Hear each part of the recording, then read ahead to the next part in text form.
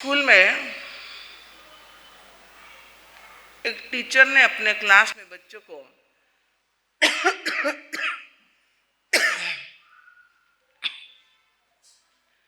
एक 12 इंच की रस्सी दी, छोटी सी, और सभी बच्चों को कहा मैं आपको 15 मिनट का समय देता हूं, ज्यादा से ज्यादा गांठें लगाना है। क्या कहा? गांठें लगाना। और जैसे टीचर ने कहा सभी बच्चों ने फटाफट, क्योंकि 15 मिनट में जो ज्यादा गांठें लगाएगा उसको क्या मिलने वाला है? प्राइज मिलने वाला। फटाफट गांठें लगाना शुरू हुआ। एक लड़के ने 15 मिनट में 30 गांठें लगा दी और उसके मन में अरमान जाग गए कि सबसे पहला प्राइज तो मुझे ही मिलेगा, क्योंकि मैंने कम समय में बहुत सारी गांठें लगा दी हैं। और उसके चेहरे पर प्रसन्नता थी। टीचर ने कहा शर्त अधूरी है। टीचर ने कहा शर्त अधूरी है। अब देखिए, पहले मैंने आपको 15 मिनट दिए थे गांठें लगाने के लिए, अब मैं आपको 30 मिनट देता हूं। जो आपने गांठें लगाई वो सब 30 मिनट में जो गांठें खोलेगा ज्यादा से ज्यादा, जो बंधी हुई गांठें कम करेगा, उसको बम्पर पुरस्कार दिया जाएगा, सुंदर पुरस्कार देकर के उसका सम्मान किया जाएगा। 30 मिनट उसके हाथ में है। कर लिया ना प्रयोग? बंधुओं, जिसने 15 मिनट में 30 गांठें लगा दी थी, 15 मिनट के पहले पहले 30 गांठें लगाती थी, वो 30 मिनट में जो है 5 ही गांठें खोल पाया है, गांठें खोल नहीं पाया है। आखिर पुरस्कार जिसको मिलना था, जिसको देना था, टीचर ने दे दिया। छोटी सी बात है, गांठें लगाना बहुत आसान है और गांठें खोलना। चातुर्मास में क्या किया हमने? चातुर्मास में क्या किया? गांठ खोलने के लिए क्या किया?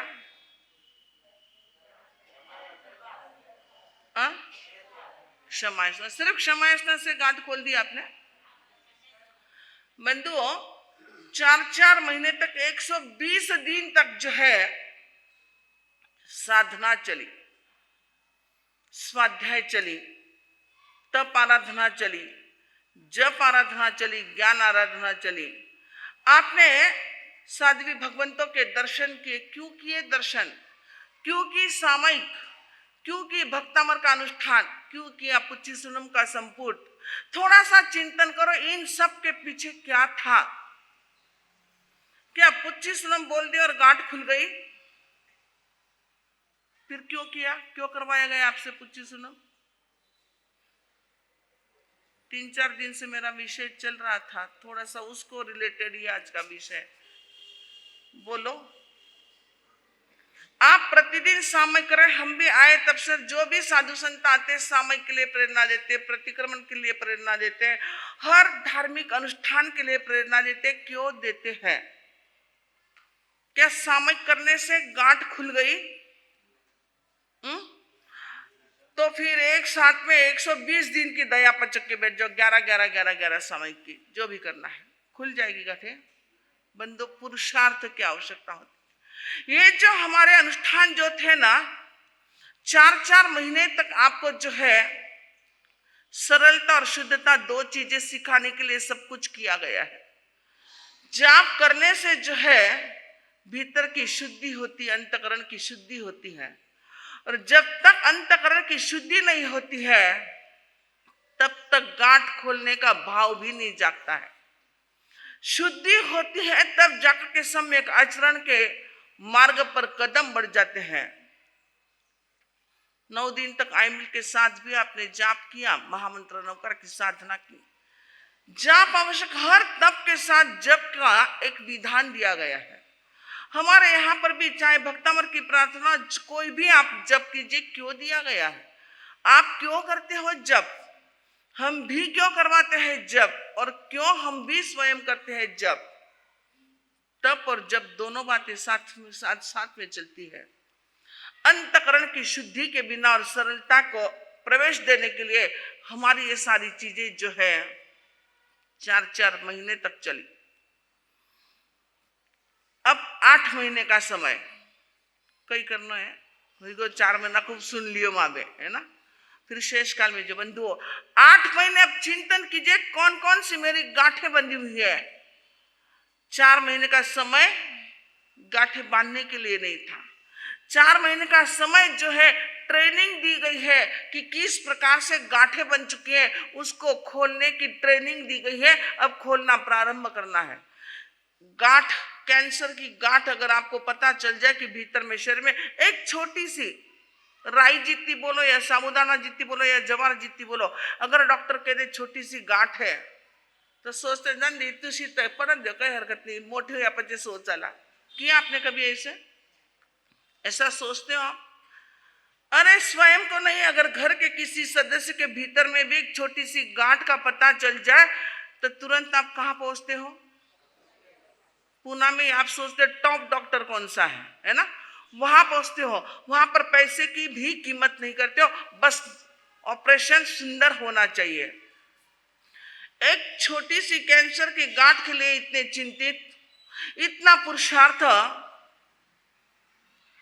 इतना उस चीज के लिए ध्यान तुम्हारा। अब ध्यान कौन सा होता है? बार बार बीमारी को दूर करने का ध्यान भी जो अर्थ ध्यान की कोटि में पहुंच जाता है। ध्यान के स्वरूप को समझा होगा आपने। तो बंधु एक छोटी सी राई जितनी गांठ भी अगर भीतर में हो कैंसर की, तो हम चिंतित हो जाते हैं, हमारी नींद गायब हो जाती, खाना हराम हो जाता है। तो हमारे भीतर में न जाने हमने कितनी गांठें बांध करके रखी हैं। खोलने के लिए प्रयास पुरुषार्थ है और गांठें खोलना है। प्रभु से पूछा गया, प्रभु आपके समक्ष बैठने वाला आपका प्रिय है या आपसे दूर रहने वाला आपका प्रिय है? कौन प्रिय है? पास में बैठा है परंतु भीतर में गांठें भरी पड़ी है तो वो प्रिय नहीं है। कोई दूर है परंतु भीतर में गांठ नहीं है, वह परमात्मा का प्रिय व्यक्ति है। पूछा गया अमीर कौन और श्रीमंत गरीब कौन? आपको अगर यही सवाल पूछ ले कि यहाँ पर वडगांव शहरी में अमीर कौन है और गरीब कौन है, और एक रजिस्टर दे दे, तो आप क्या करोगे? देखोगे कितने लागत से किसके पास बंगला है, कितनी कारें हैं, कितनी गाड़ियां हैं, कितने परिवार वाले साथ में थे। ये सारा जो है मेजरमेंट हमारा होता है अमीर और गरीब का। जिसके पास कुछ भी नहीं है, एक छोटे से किराए के मकान में रहता है, सामान्य रूप से मात्र आजीविका चला पाता है, वह हमारे दृष्टि में गरीब होता है। परंतु परमात्मा प्रभु ने कह दिया जो गांठ रहित है अथवा जिसके पास बहुत कम गांठ है वह अमीर है, वह दुनिया का सम्राट है। परंतु जो गांठ सहित जो है, संपूर्ण जीवन जिसका गांठों से बंधा हुआ है, वह दुनिया का सबसे कौन है?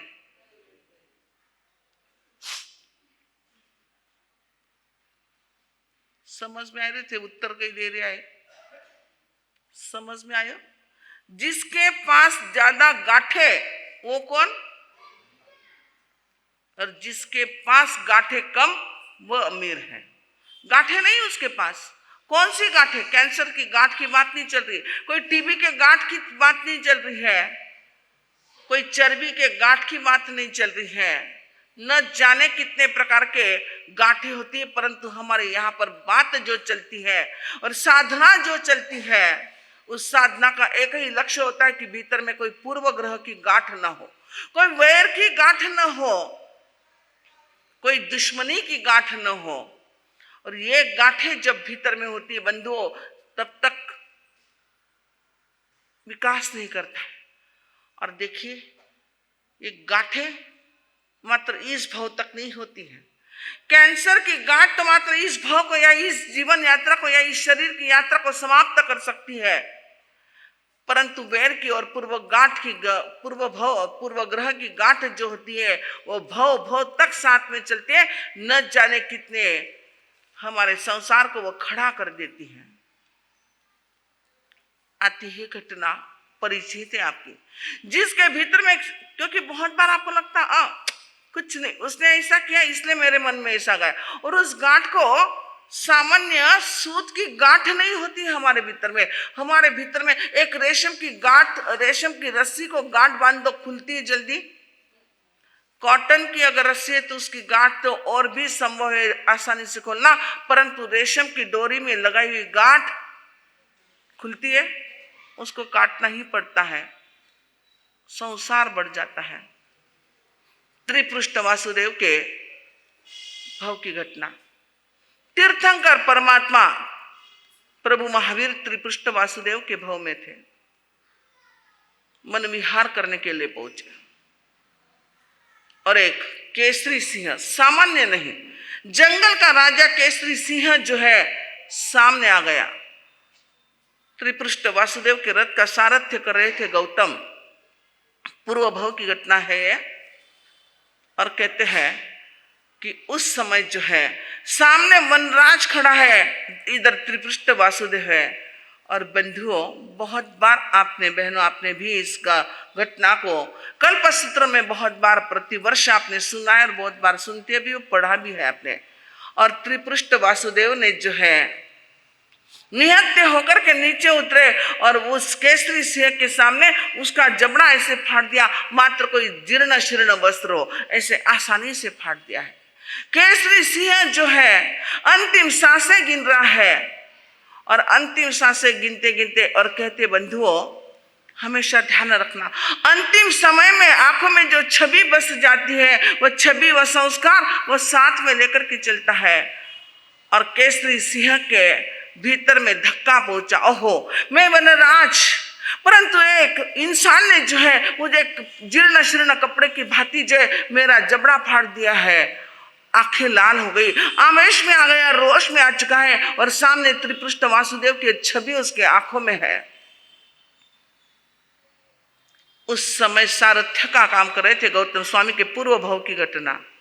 सारथ्य थे, सारथी का काम कर रहे थे, और सारथी के रूप में जब देखा कि वनराज आवेश में, रोष में आ चुके हैं, उन्होंने धीरे से सहलाया, प्यार से सहलाया, वनराज शांत हो जाओ, वनराज शांत हो जाओ, तुम्हारी मृत्यु जो है कोई सामान्य इंसान के हाथ से नहीं है, तुम्हारी मृत्यु एक श्लाघनीय पुरुष के हाथ से हुई है, तुम शांत हो जाओ, शांत हो जाओ। सहलाया, सांत्वना दी है। त्रिपृष्ठ वासुदेव की भी छवि वनराज के आंखों में समा गई थी, और इधर सारथी की छवि भी, जो सांत्वना देने वाली, जो सह लेने वाली, जो संवेदना देने वाली, वह भी छवि जो है बंधुओं आंख में समा गई है। शांत होकर के आलोचना करवा करके वहां पर जीवन यात्रा समाप्त हो जाती है केसरी सिंह की।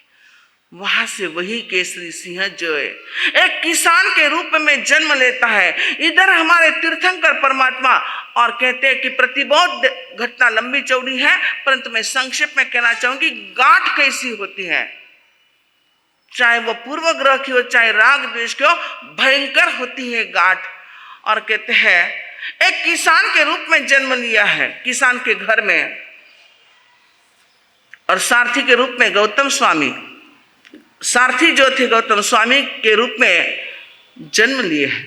बंधुओं, गौतम स्वामी को देख करके हलुक किसान को जो है, किसान को प्रतिबोध देने के लिए पहुंचे, देख करके जो एक अपनापन जो है निर्माण हो गया, स्वागत किया है, सम्मान किया है, भक्ति की है, पधारिए पधारिए पधारिए। एक गौतम स्वामी को देख करके उस हलुक किसान के मन में एक प्रीति भाव जाग गया, प्रेम भाव जाग गया।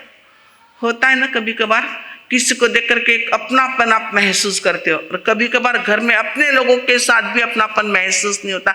ये होता क्यों है? बंधु, एक चीज ध्यान में रखना, जो भी व्यक्ति बदला लेता है ना, प्रतिशोध जो भी होता है, प्रतिशोध की गांठ जिसके भीतर में होती है, दुश्मनी की गांठ जिसके भीतर में लेकर के प्रस्थान हो जाता है, जिस व्यक्ति के साथ वैर की गांठ बन गई, वो व्यक्ति निकट का संबंधी बनकर के उसका प्रतिशोध लेता। और बहुत बार आपके भीतर क्या प्रश्न होता है, अरे मेरी ननद ऐसे कैसे, मेरी भाभी ऐसे कैसे, मेरी सास ऐसे कैसे, जमता नहीं है। कहीं ना कहीं हमने इस गांठ को जो है ऐसा मजबूत बांध करके रखा था कि जो निकट के रिश्तेदार बन करके जो है उसका प्रतिशोध लेते हैं। तो बंधुओं, गौतम स्वामी को देख करके जो है एक प्रीति भाव जाग गया और कहते हैं वहां पर उसको प्रतिबोध दिया। गौतम स्वामी का प्रतिबोध कभी खाली नहीं गया, प्रतिबोध दिया, दीक्षित हो गया। हलुक किसान 4 महीना प्रतिबोध दिए ना, 1000 तो भाव जग जावे। हाँ बंधु, और हलुक किसान को दीक्षित करके जो है गौतम स्वामी बोल रहे हैं मुझे कुछ नहीं, मेरे महागुरु के दर्शन करना। मेरे महागुरु जो है रोम रोम से जिनकी करुणा बरसती है, रोम रोम से जिनके प्रेम बरसता है, रोम रोम से जिसके वात्सल्य बरसता है, उस महागुरु के दर्शन करके तुम तृप्त हो जाओगे। चलो मेरे महागुरु के पास। गौतम स्वामी हलुक किसान को दीक्षित नवदीक्षित के साथ जो है पहुंच रहे, और जैसे दूर से तीर्थंकर भगवान महावीर को देखा और हलुक किसान वहां से भाग गया, अनाप शनाप गालियां बकने लग गया, अपशब्दों का प्रयोग करने लगा। गौतम स्वामी को आश्चर्य लगा, एक धक्का लगा, अरे तीर्थंकर परमात्मा को देख करके तो प्रेम भाव जागता है, परंतु इस नवदीक्षित किसान मुनि को जो है ये गालियां दे रहा है, अपशब्द का प्रयोग करके। उसने जो पात्र वस्त्र छोड़ दिया और भाग गया वहां से। आश्चर्य लगा। माथो चलाया कि गौतम स्वामी माथो चलाया, कहां पर पहुंचे समाधान पाने के लिए? प्रभु महावीर के पास पहुंचे। 4 ज्ञान के स्वामी थे। यही तो फर्क है गौतम स्वामी में और में, कहीं उन्होंने दिमाग नहीं चलाया। बंदा एक छोटी सी चीज रख देते ना तो हम जिन शासन के नहीं दिमाग चलाते, तर्क करते, कुछ ऐसा नहीं था ऐसा क्यों, ऐसा नहीं था ऐसा क्यों, ऐसा करना चाहिए, आपने ऐसा ही क्यों बोल दिया। परंतु जहां पर आस्था से बात को स्वीकार की जाती है वो सिद्ध बन जाता है, और तर्क किया जाता है तो यात्रा करने के लिए और परिभ्रमण करने के लिए वो भटक जाता है। तो बंधुओं पहुंच गए, प्रभु से वंदन नमन किया। प्रभु आपको देख करके तो व्यक्ति जो है प्रीति निर्माण होनी चाहिए, परंतु यह किसान जो है आपको अपशब्दों का प्रयोग कर रहा था, गालियां दी है। मुझे देख करके तो प्रेम भाव जाग गया था और आपको देख करके ऐसा क्यों हुआ प्रभु? हर छोटी चीज परमात्मा प्रभु से पूछी है, और परमात्मा प्रभु ने एक स्मित हास्य करते हुए कहा, गौतम इसके पीछे भी पूर्व भोग की कहानी है।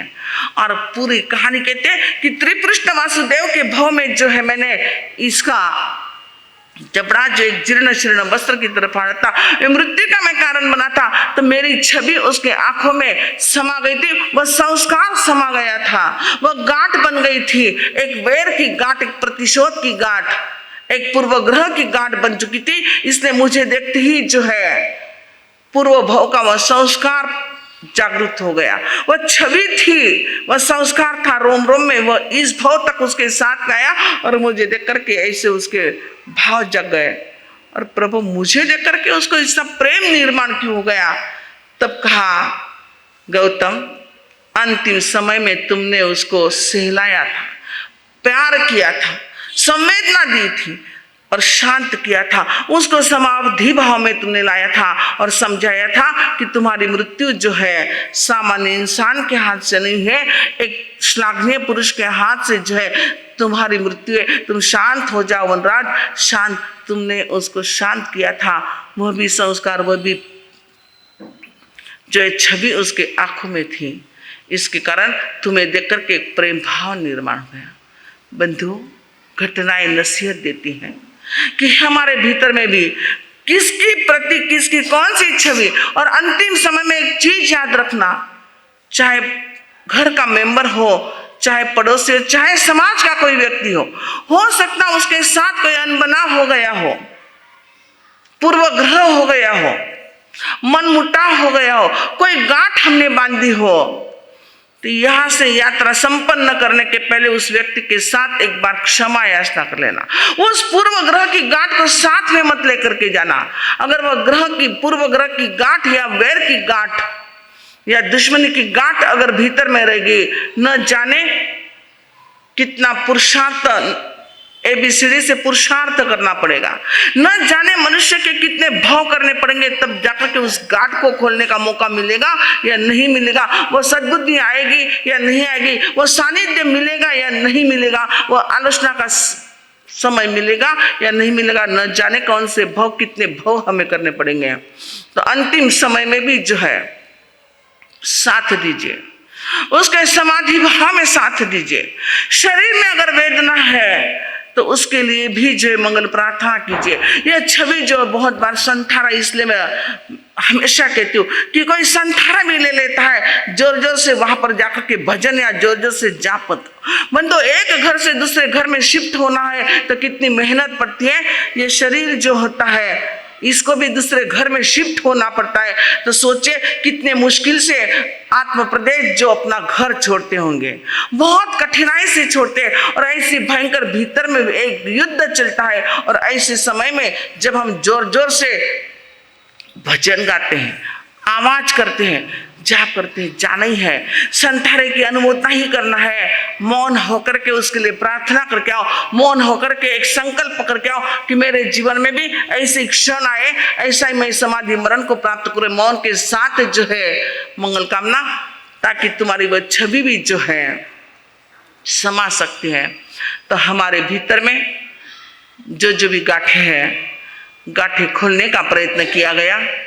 जो भी गांठें बची हैं, शेष गांठें 8 महीने का पुनः समय है, खोलिए, एक एक गांठ को खोलना है। होता है छद्मस्त, होता है छद्मस्त के हाथ से होती रहती आए दिन जो है ये चीजें बनती है, ऐसे प्रसंग आते हैं, प्रतिकूल भी प्रसंग आते हैं, परंतु मन में कोई दुर्भाव नहीं हो, कोई बुरा विचार नहीं हो, कोई गांठ नहीं हो। इस गांठ को जो यही समाप्त कर देना, यहीं पर खोल देना है।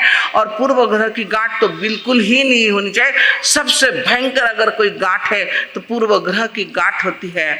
तो ऐसे हम भी जो है गांठें खोलने का प्रयत्न करें। और कल जो है हमारा यह आज ठीक 4 सवा 4 बजे के आसपास से जो आज पक्षी लग रही है, पक्षी का प्रतिक्रमण आज है और पूनम का संदेश कल है। क्योंकि आज 4 बजे 4 सवा 4 के आसपास जो पक्षी लगती है, कल भी 4 सवा 4 बजे तक दोपहर तक पक्षी है। इसलिए हमारा विधान है कि प्रतिक्रमण के समय जो है पक्षी होनी चाहिए। तो आज पक्षी का प्रतिक्रमण आज होगा, पक्षी का उपवास आज होगा, परंतु कल जो है पूनम का संदेश, यह सामान्य पूनम नहीं है, यह कार्तिकी पूनम जो है, ये कार्तिकी चौमासी पक्षी जो हमारी है, एक जागरण का यह पर्व है। क्या घटना घटित हुई है, क्यों मनाया जाता है, क्यों उपवास करना है, क्यों पौषध करना है पक्षी के दिन। कार्तिकी चौमासी पक्षी, 3 पक्षियां थी ना चातुर्मासी, पहली कौन सी थी, आषाढ़ी, दूसरी फाल्गुनी, तीसरी कार्तिकी। ये 3 चौमासी पक्षी है। और कल की भी जो हमारी चौमासी कार्तिकी चौमासी पक्षी, क्या संदेश है, ये जागरण का पर्व क्या है, कौन कौन सी घटनाएं हमारे इस पक्षी के साथ जुड़ी हुई है, उन घटनाओं को समझिए। सामान्य दिवस नहीं है। और कल मैं कहना चाहूंगी, कल आज भी करनी चाहिए थी, कल जो है, क्योंकि कल उगती पक्षी है, सूर्योदय के साथ हमारी कल पक्षी है, क्योंकि आज से शुरू हो गई, कल दोपहर तक पक्षी है। कल ज्यादा से ज्यादा संख्या में जो है सामयिक हो, सामयिक का टेला हो, उपवास एकासन जो भी करना है यथाशक्ति तब करने का प्रयत्न करें। और साथ ही साथ जो है कल संदेश सुनेंगे कि कौन सी घटना पूनम के दिन घटित हुई थी। लोकाशाह जयंती है, कौन सा कार्य हमारे लोकाशाह ने हमारे जैन समाज के लिए किया है, किस प्रकार का बलिदान रहा है। कल हमारे हेमचंद्राचार्य, कलिकाल सर्वज्ञ हेमचंद्राचार्य, इनका भी कल क्या है नहीं मालूम, जन्म जयंती। वज्र स्वामी है, नानक है, ये सारे जो कल आपके सामने सारी चीजें जो है आपके सामने रखी जाएगी। साथ ही साथ हमारे चातुर्मासिक 120 दिन के इस अनुष्ठान का जो है लास्ट दिवस अगर कोई है तो कल है। ऐसे तो विधान के अनुसार परसों के दिन विहार हो जाता है, परंतु कहते हैं कि कल रात्रि में जो चंद्र ग्रहण होने के कारण दूसरे दिन का विहार न होते हुए तारीख 10 को यहाँ से विहार होगा, तो 9 को भी प्रवचन होगा। परंतु कल जो है समापन दिवस, और कल ही जो है आप हमको सीख कल देंगे क्या परसों देंगे? हाँ, बहनें आती घर पर 8 दिन के लिए 15 दिन के लिए अध्यक्ष जी, तो सीख देने का कार्यक्रम कब रहेगा, कल या परसों? कि शिकस्त नहीं देवनी माने उधार रखनी है, उधार रखो नको। उधारी का जमाना नहीं, उधारी रखना ही नहीं है, भयंकर होती उधारी। तो बंधुओं, हमने भी यहाँ पर आपके 4 महीने तक संघ सेवा करने का सौभाग्य हमें मिला। जाते जाते मांगने की तो मांगने का ये ड्रेस है ना, रोटी चीजें मांगने जाओ, पानी चीजें मांगने जाओ, हर चीज ये हमारा पथ ही वो है, गवेषणा का पथ है, याचना का पथ है। तो कल भी जो है आपसे अवश्य मांगेंगे, क्योंकि एक दिन का आपसे रिश्ता नहीं, 120 दिन से भी ऊपर दिनों का रिश्ता बन चुका है। ऐसा रिश्ता बन चुका है, और जहाँ पर रिश्ता बन जाता है तो वहाँ पर मांगने में व्यक्ति हिचकिचाहट नहीं करता है। और आप तैयारी करके आना, कि जिको मांगे वो काले देने से भला, बिना दिया पायरिया उतरना नहीं, बराबर ना? देखो चेहरा, कितना संकट आई गया। बेटा मांगणार नहीं, बेट्या मांगणार नहीं, बहुआ मांगणार नहीं, काहीच मांगणार नहीं। आपली पाचन शक्ति, आपकी ताकत देखकर मांगला, टेंशन ले नको, परिवार का साथे काले पधारजो। और महत्वपूर्ण कल दिवस, इस इतिहास को समझने का दिवस, जागरण का पर्व, अंतर जागरण का कल का पर्व है। कौन आत्मा किस प्रकार से जाग गई, कैसे भयंकर अवस्था में थे, कैसे जाग गए और कैसे शिखर पर पहुंच गए, इस संदेश को कल अवसर हाथ आपके सामने रखने के भाव है। इन्हीं भाव के साथ बोलिए भगवान महावीर।